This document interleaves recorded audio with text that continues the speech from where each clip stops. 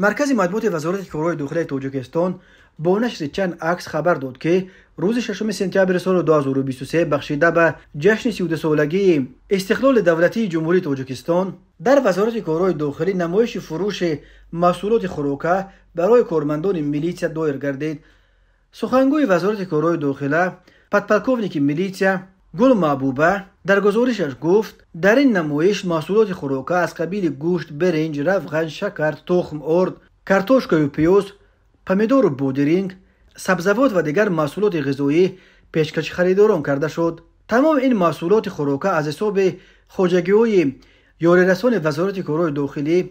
پیشنهاد گردیده نسبت به بازار و مرکزهای سودا نرخ آن 30% ارزانتر به فروش گذاشته شده بود که این تحفه خوب در عرفه جشن استقلال به شمار می رود. گفته می شود در اطلاعیه سخنگوی وزارت کارهای داخلی یادآور شده است که